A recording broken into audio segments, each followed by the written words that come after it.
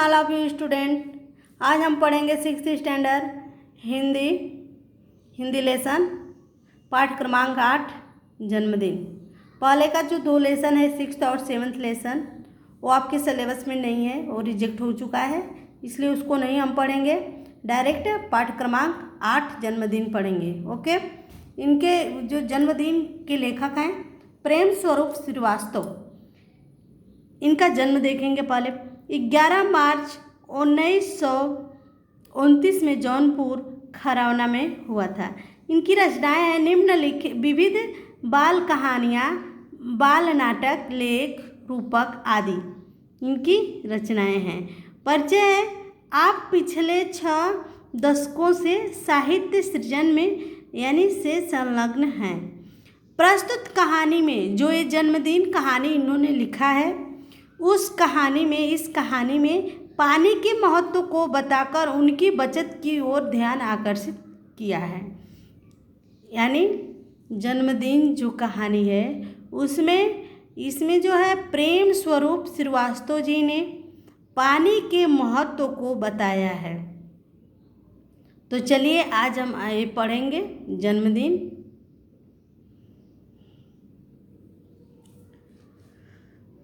पहले देखेंगे, गर्मी पड़ने लगी थी, धीरे धीरे उसके तेवर तीखे हो चले, सूरज आग बरसाने लगा, मगर इन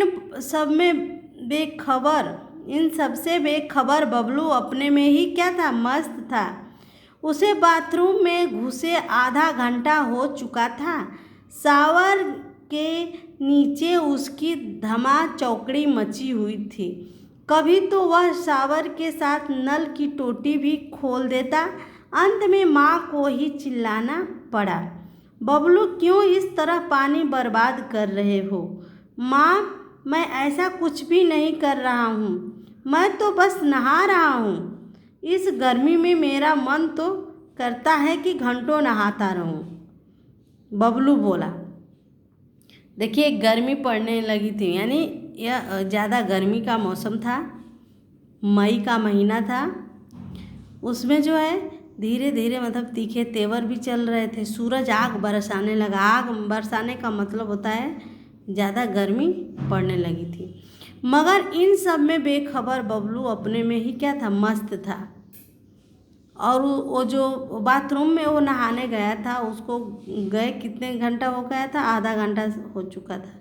और वह शावर के नीचे उसकी धमा चौकड़ी मची हुई थी, मस्ती चल रही थी। उसका व्यवहार ऐसा था कि कभी कभी वो क्या करता था, नल की टोटी भी खोल देता था और माँ को चिल्लाना पड़ता था कि बबलू क्यों इस तरह पानी बर्बाद कर रहे हो? तो वो क्या बोलता था, करता था वही काम, लेकिन बोलता था मैं नहीं, कुछ ऐसा मैं नहीं कर रहा हूँ माँ, मैं तो बस नहा रहा हूँ। इस गर्मी में मेरा मन तो करता है कि घंटों नहाता रहूँ। मतलब गर्मी की मौसम इतना है कि वह बोल रहा है कि मेरा तो मन कर रहा है कि घंटों तक इसी पानी में ही रहूँ, नहाता रहूँ। तो स्कूल भी उसे अपनी इस आदतों के कारण डांट खानी पड़ती थी। स्कूल में भी क्या होता था, उसे अपनी इस आदतों के कारण डांट खानी पड़ती थी। वह वहाँ के नल की टोटी भी अक्सर खुली छोड़ देता था। एक पानी की ही बात नहीं थी, बिजली के साथ भी यही होता। वह कमरे में न हो तब भी पंखा खुला रहता, तो कभी कूलर बंद करना भूल जाता, कभी वह पढ़ते पढ़ते सो जाता, तब भी बल्ब जलता रहता। माँ को ही बुझाना मतलब स्विच ऑफ करना पड़ता था। बल्ब भी वैसे जलते छोड़ देता था और कूलर भी बंद करना भूल जाता था कभी कभी। वह स्कूल में भी क्या करता था, अक्सर नल की टोटी जो है बाथरूम में खुले छोड़ के आता था, और बिजली के साथ भी मतलब वो खिलवाड़ ऐसा ही करता था, पंखा भी खुला छोड़ देता था। तो इस सब आदतों से माँ क्या थी, परेशान थी। माँ को ही सब देखना पड़ता था। पानी हो या बिजली, यानी कि ऊर्जा दोनों का भंडार सीमित है। अब बच्चों आपसे मैं क्वेश्चन भी पूछूंगी अभी कि किसका भंडार सीमित है, तो आप लोग आंसर क्या दोगे? ऊर्जा का भंडार सीमित है। तो पानी हो या बिजली, यानी कि ऊर्जा दोनों का भंडार क्या होता है? सीमित है। दुनिया के सभी लोग ऐसा करने लगे तो क्या होगा? अब आप लोग सोचो, लेखक जी कह रहे हैं कि यदि दुनिया में सभी लोग ऐसा ही करें तो क्या होगा? क्या होगा? नहाना वहाना तो दूर, लोग एक घुट पानी के लिए भी तरसेंगे, ऐसी नौबत आ जाएगा। अभी भी देखो कितनी पानी की प्रॉब्लम होती है, कभी कभी पानी एक दिन नहीं आता है, 2 दिन नहीं आता है। गर्मी के मौसम में तो 3 दिन तक पानी आता ही नहीं है, आता भी है तो बहुत कम आता है। कैसे मतलब एडजस्ट करना पड़ता है। इसलिए लेखक जी कह रहे हैं कि यदि जैसे ये बबलू कर रहा है बिजली के साथ या पानी के साथ, ऐसे सभी लोग करने लगे तो किसी को भी पानी नसीब या ऊर्जा भी नहीं मिलेगी, बराबर लाइट कटी रहेगी। जब रहेगा तब तो मिलेगा। इन सब का भंडार क्या है? सीमित है, यानी पर्याप्त रूप में, यानी सीमित रूप में है यह। तो लेकिन यह बात बबलू की समझ में बिल्कुल नहीं आती। माँ और पापा दोनों ही उसमें सुधार लाना चाहते थे, पर उन्हें कोई उपाय नहीं सूझ रहा था। उपाय सूझना मतलब तकरीब ढूंढना, यानी कोई भी आइडिया उन लोगों को समझ में नहीं आता था कि किस तरह उसके व्यवहार में वह सुधार लाए। उस दिन शीला मौसी की बेटी पूजा का जन्मदिन था। उन्होंने सबको खाने पर बुलाया था। शाम को सब उनके यहाँ पहुँच गए, पर बबलू को वहाँ पसरा सन्नाटा देख बड़ा आश्चर्य हुआ। मेज पर भोजन लगा हुआ था, गुब्बारे और रंगीन झालर भी सजे हुए थे, पर कमरे में बिजली की रोशनी नहीं थी। कूलर और पंखा भी नहीं चल रहे थे। केवल 2-1 मोमबत्तियों का धीमा प्रकाश फैला हुआ था। सब गर्मी से परेशान नजर आ रहे थे। शीला मौसी ने बताया, गर्मी बढ़ जाने से बाहर तमाम जगहों पर बिजली का भार बढ़ गया है, इसलिए कंपनी ने अपने यहाँ भी आज से कटौती शुरू कर दी है। आज कॉलोनी के इस ब्लॉक में कटौती हुई है, फिर बारी बारी दूसरे ब्लॉकों में कटौती करेंगे। इससे क्या है? मतलब इससे क्या, हम पूजा का जन्मदिन तो हंसी खुशी से मनाएंगे ही। फिर पूजा की माँ ने आरती उतारी और मिठाइयाँ बांटी। हैप्पी बर्थडे के बोल सभी के मुंह से निकल पड़े। धमा चौकड़ी के बीच बच्चों ने गुब्बारे फोड़े। सभी गुब्बारे और टाफियों पर टूट पड़े। कुछ देर के लिए सब गर्मी की परेशानी भी भूल गए। मतलब जब पूजा का बर्थडे था तो उस दिन उसकी माँ मतलब आरती उतारी और सब लोग खुशहाली में धमा चौकड़ी कर रहे थे और खेल रहे थे, गुब्बारे फोड़ रहे थे। उस खुशी के माहौल में कुछ देर के लिए गर्मी का यह एहसास नहीं हुआ, यानी वह परेशानी भूल गए। कुछ देर बाद शीला मौसी बोली, अच्छा बच्चों, अब धमा चौकड़ी बंद करो, सबका खाना लग गया है, आओ जल्दी करो। सब खाने की मेज पर पहुंच गए। इस बीच बबलू को बहुत ज़ोरों से प्यास लग गई, मगर शायद पानी न होने से सभी के गिलास आधे ही भरे।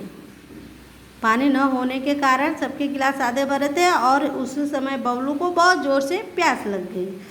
उसके बाद क्या हुआ बबलू एक घूंट में ही सारा पानी गटक गया, पर इससे उसकी प्यास नहीं बुझी, क्योंकि भाई उसको तो ज़ोरों से प्यास लगी थी।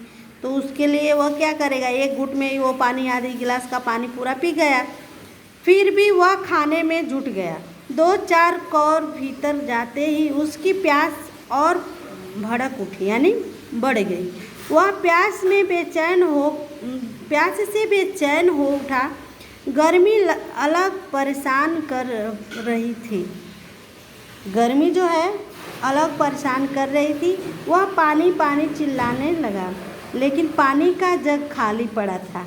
अभी देखो गर्मी के कारण क्या हुआ, सबकी बुरी हालत हो गई। प्यास लगी थी लेकिन पानी नहीं था, तो वह पानी पानी चिल्ला रहा है, लेकिन जग था, पानी का जो जग था वो भी क्या पड़ा था, खाली पड़ा था। शीला मौसी मुँह बनाकर बोली, क्या बताऊं बेटे, इस ब्लॉक की पानी की टंकी की सफाई हो रही है।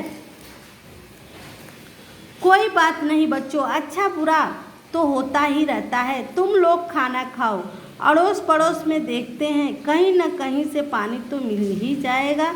लेकिन इस आश्वासन देना, यानी मतलब उन लोगों को एक तरह से वो करना कि मतलब आप लोग अभी रुको, ठीक है, मैं अभी मतलब व्यवस्था करती हूँ, पानी के आश्वासन दे रही है। से बबलू को कोई राहत नहीं मिली। प्यास से उसका गला सूखा जा रहा था। खाने का एक कौर भी गले से नीचे नहीं उतर रहा था। वह प्यास से छटपटाने लगा। आज पहली बार प्यास का अनुभव करने से तो उसे पानी मिलने वाला नहीं था। जैसे आज पानी को तो बबलू से अपनी बर्बादी का जो है जी भरकर बदला जो लेना था। जैसे लग रहा था कि पानी क्या कर रही हो, वह पानी जो है अपना बदला ले रहा है, कि मतलब बबलू मतलब इतना नुकसान करता था, पानी बर्बाद करता था, आज मैं इससे बदला लूँगा। अब तो बबलू क्या तमाम बच्चों का धैर्य जवाब देने लगा था। तभी एक चमत्कार हो गया। अचानक बिजली आ गई, कूलर पंखे चलने लगे, कमरा बिजली की रोशनी से जगमगा उठा। सभी बच्चे खुशी से चिल्ला उठे। तभी क्या हुआ, चमत्कार मतलब अचानक बिजली आ गई, कूलर पंखे चलने लगे, कमरे में बिजली की रोशनी फैल गई और सब बच्चे क्या हुए, खुशी से चिल्ला उठे, झूम उठे। मगर बिजली आने भर से तो प्यास बुझने वाली नहीं थी। अंकल को भी अचानक कुछ याद हो आया। वे खुशी से बोल उठे, अरे बच्चों, मैं तो भूल ही गया था कि बड़े वाले पानी के कूलर में पानी भरा हुआ है। अगले ही पल वहाँ का दृश्य बदल गया। कमरा ठंडी हवा से भर उठा। बच्चे बड़े सब ठंडे पानी के साथ चटपटे भोजन का स्वाद लेने लगे। बबलू की तो बाँछें खिल उठी, मतलब वह जो है अत्यधिक प्रसन्न हो गया। चलने से पहले शीला मौसी और माँ एक दूसरे को देख कुछ मुस्कुराए। इस मुस्कुराहट के पीछे क्या था, छिपा रहस्य बबलू नहीं समझ पाया। ये तो इन लोगों की चाल थी ना शीला मौसी की, तो इस रहस्य को बबलू जो है समझ नहीं पाया। घर पहुंचने पर माँ को बबलू किसी सोच में डूबा दिखाई पड़ा। बबलू कुछ नहीं बोला। शीला मौसी के यहाँ जो घटना हुई वह अब भी उसकी आंखों के आगे घूम रही थी। अपने आंगन की गौरैया की प्यास से खुली चोंच बाहर सड़क की नाली में जीभ निकाले हाँफता हुआ टॉमी, शीला मौसी के यहाँ प्यास से सूखता उसका गला, पंखा कूलर जरा देर के लिए बंद रहने पर बहता पसीना, बहुत कुछ नहीं। अब वह ऐसा कुछ भी नहीं करेगा। वह वही सोच रहा है जो घटना मतलब शीला मौसी के यहाँ बीती थी, उसी के बारे में वह सोच रहा है कि अब ये सब देख करके वो सोच रहा है कि मैं अब वो ऐसा कुछ भी नहीं करूँगा जिससे पानी बर्बाद हो। माँ कल से मुझे आंगन के किसी बर्तन में पानी भरकर रखना है। माँ हंसकर बोली, तेरे कारण पानी बर्बाद होने से बचे तब न रखें। माँ, अब पानी की एक बूंद भी बर्बाद नहीं होगी। कौन कहा? बबलू आत्मविश्वास से भरकर बोला, मतलब अपने आप पर विश्वास करके बोला कि अब ऐसा नहीं होगा, मैं एक बूंद भी पानी बर्बाद नहीं करूँगा। मगर बबलू कभी यह नहीं जान पाया कि शीला मौसी के यहाँ जन्मदिन की पार्टी में जो कुछ हुआ वह एक नाटक मात्र था। मतलब वह एक नाटक था ना, वह उसी के लिए रखा गया था। जो मम्मी पापा का बात नहीं मानता था, वह पानी बर्बाद करता था, बिजली भी बर्बाद करता था, इसके लिए उन लोगों ने एक साजिश रची थी, नाटक किया था। उसे सबक सिखाने के लिए माँ ने चलने से पहले शीला मौसी को फ़ोन पर बबलू की इस आदत के बारे में बता दिया था। शीला मौसी ने भी कुछ करने का भरोसा दिया था। उन्होंने यही नाटक किया जो कि पूरी तरह कामयाब हो गया, मतलब सफल हो गया। अब तो बबलू खुद भी अपने दोस्तों को समझाता है कि पानी और बिजली अनमोल है, इन्हें भविष्य के लिए बचाकर रखो। ठीक, तो बबलू जो है क्या कहा, पहले तो खुद वह पानी बर्बाद करता था, लेकिन बाद में वह जब समस्या से मतलब परेशान हो गया, सामने आ गई नौबत, तो क्या समझा, वो दूसरों को भी समझाने लगा और अपने आप भी सब पर कंट्रोल करने लगा और सबकी बचत करना सीख गया। तो इससे हमें क्या सीख मिली बच्चों, कि हमें बिजली या पानी भी कोई भी चीज़ हो उसको जो है ज़्यादा वो नहीं करना चाहिए, सीमित में रखना चाहिए। सबका जो है अच्छे से ध्यान में रख करके वो करना चाहिए, ठीक, उपयोग करना चाहिए, ताकि वह भविष्य में कोई संकट या विपत्ति उसके प्रति न आए। ठीक, तो अभी मैं आप लोगों को ये सब शब्दार्थ बता रही हूँ। बर्बाद मीन्स नाश करना, भंडार मीन्स खजाना, सन्नाटा मीन्स गहन शांति, मुहावरे हैं धमा चौकड़ी मचाना यानी धूम मचाना, तमाम मीन्स सभी, भरोसा मीन्स विश्वास होता है, कामयाब मीन्स सफल। अब मैं आप लोगों को ये दे रही हूँ, इसको आप लोग लिख लेना शब्दार्थ। और यहाँ से जन्मदिन का है जो गर्मी पड़ने लगी, यहाँ से लेकर के आपका पानी के लिए तरसेंगे, यहाँ तक आप लोग होमवर्क रहेगा, आप लोग लिखना, लिख करके लाना। ठीक, ये राइटिंग स्किल रहेगा आप लोगों के लिए, यानी सुलेख लिख करके आपको लाना है। Okay, thank you.